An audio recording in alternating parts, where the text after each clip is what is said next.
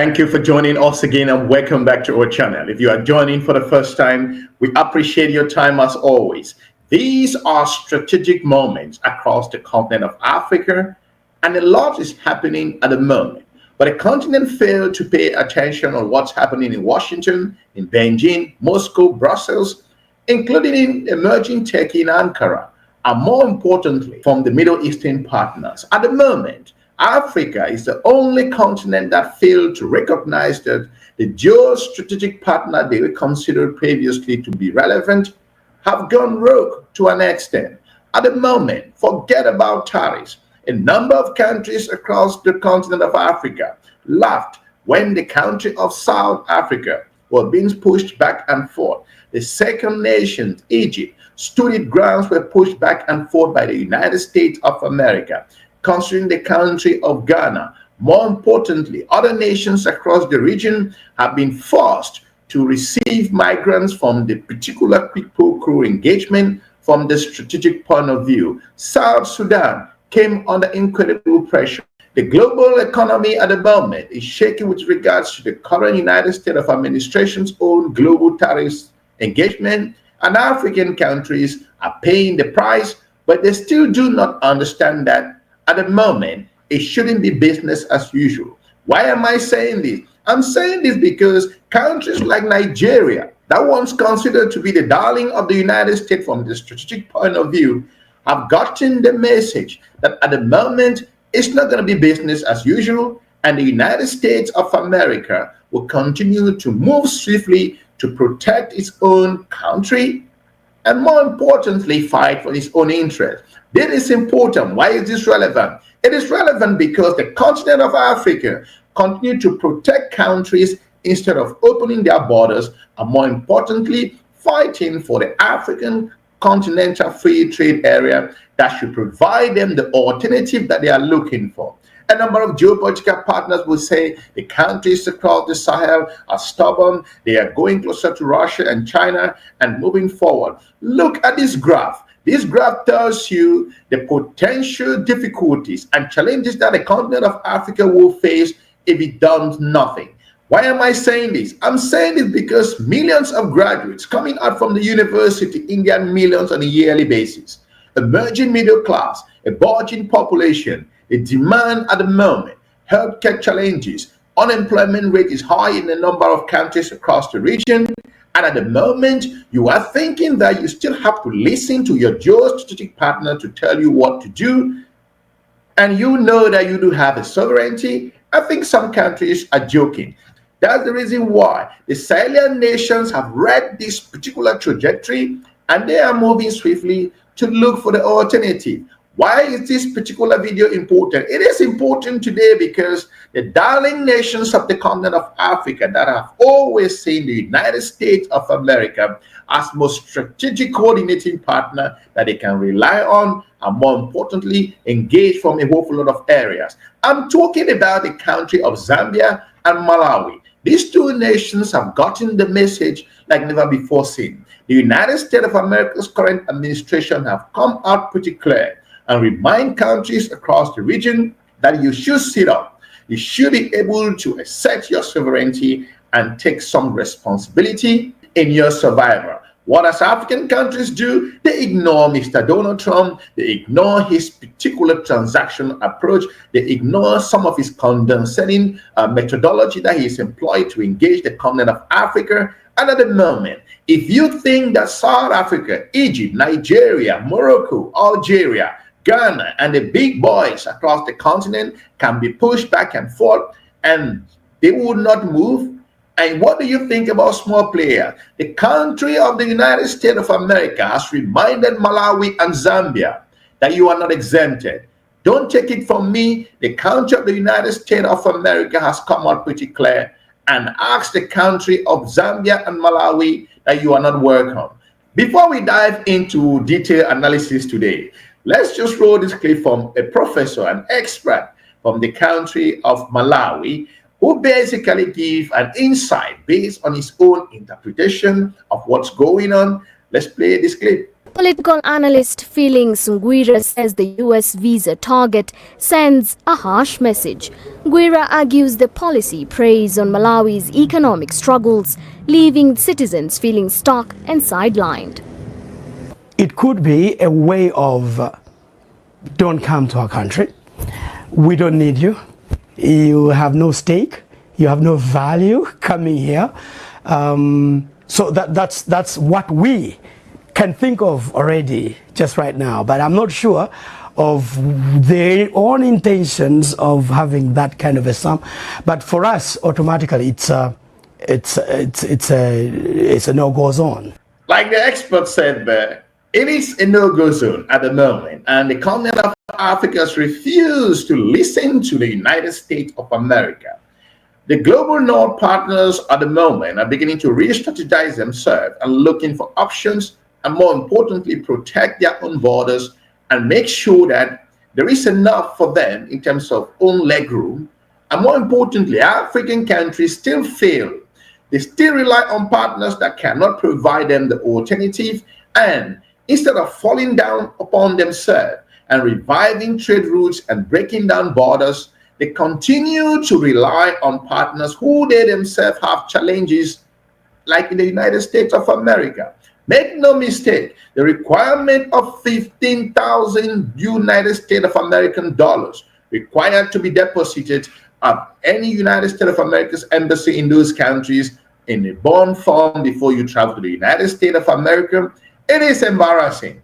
Again, it goes back to what I've been saying. It is about time to revive the African continental free trade area, because this is your only lifeline you have at the moment. Why am I saying this? If I have 15,000 United States of American dollars coming from Malawi or from Zambia, I will be thinking on what to do. Open major farms, agriculture, and ensuring that at this particular time, I'm going to be growing the economy, looking to create jobs, farming, agricultural development, produce things that people can consume, create jobs, make your life in Malawi and Zambia. Don't go to the United States of America, because it is clear at the moment, like the professor said, to an extent, people around the world can interpret this from a whole different perspective. But what I'm trying to say here at the moment is that the environment has changed, and African countries must pay attention closely. 15,000 United States of American dollars is not joke. Thanks to CGTN Africa. Let's go to this clip, and so you have an insight on how this particular conversation is bubbling across the continent of Africa. Let's play this clip. Meanwhile, the U.S. State Department has announced new visa requirements for countries which are based on what it identified as high overstay rates, and also screening and vetting deficiencies. Now, applicants from Zambia and Malawi will now be the first to be expected to pay bonds of up to $15,000 for some visas once the requirements are unveiled under a pilot program in about 2 weeks. The new requirements have stirred mixed reactions among Zambians. Here's CGTN's Joy Kirukijuma with the details. Zambia joins a growing list of countries in Africa that have been singled out for a revision in US visa requirements. Some Zambians have described the bond of up to $15,000 for some tourist and business visas as unrealistic. But according to the US State Department, the bond will be returned to the applicant once they leave the US within the allowed window and complies with the terms of the visa status. An international relations expert called the bond absurd.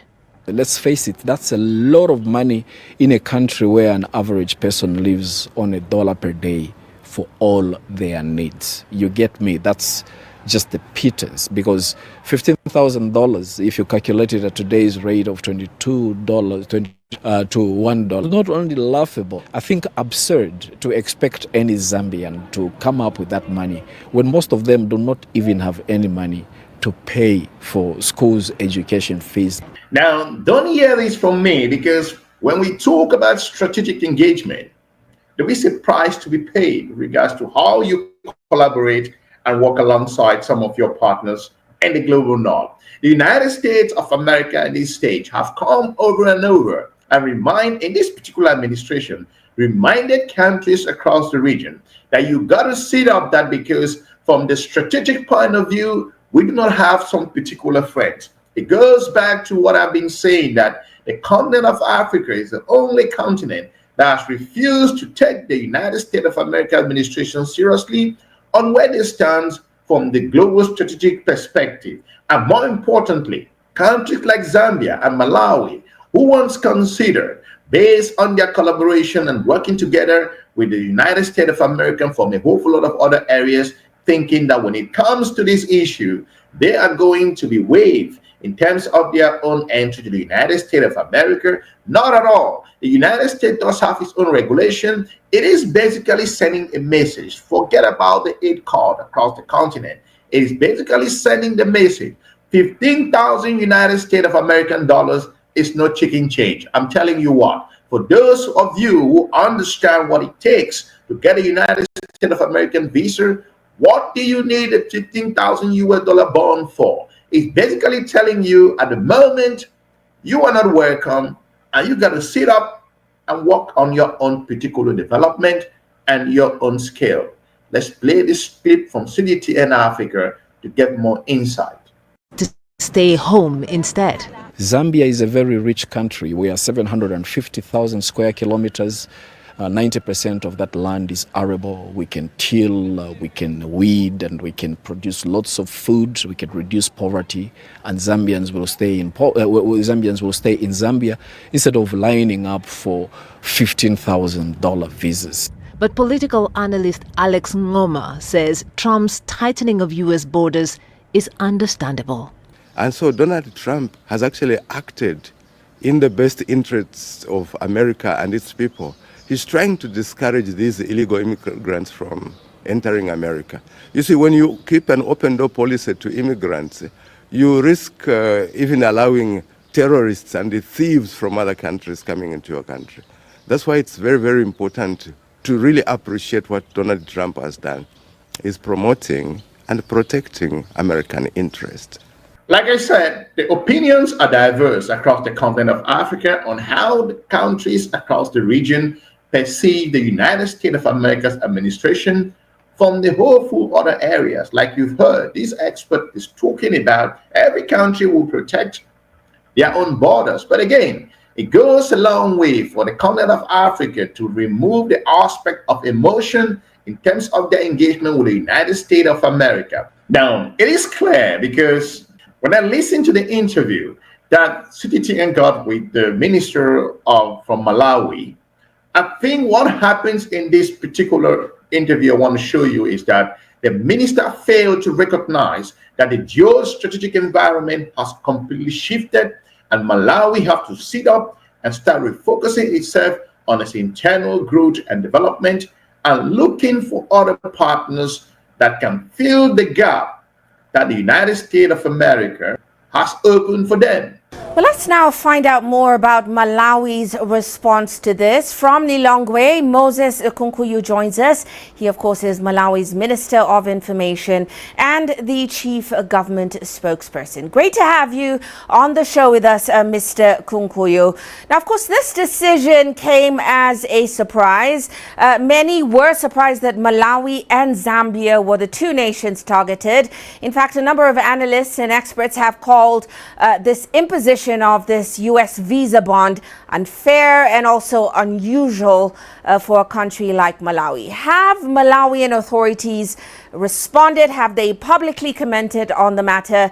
And what has been the response in the country so far? No, the response will be in various ways. One, as government, we feel that a decision taken by a sovereign state like the United States of America has to be respected. We respect that. Citizens will respond to it differently. Those that are eyeing opportunities elsewhere, including in the USA, will also respond differently.